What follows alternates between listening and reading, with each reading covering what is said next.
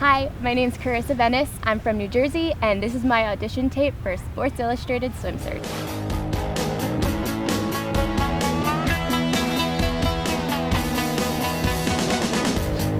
When I was little, I basically started swimming as soon as I could learn how to walk. And I ended up being really good. I was ranked in the nation at one point, and I went off to swim in college, but I was always so insecure because I thought my shoulders were huge and I thought my back was manly, but Sports Illustrated Swim showed me that being strong and being powerful is beautiful.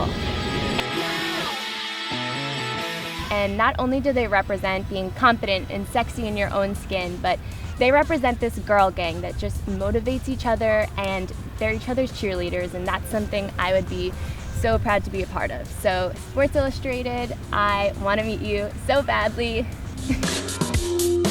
How was it? Am I good?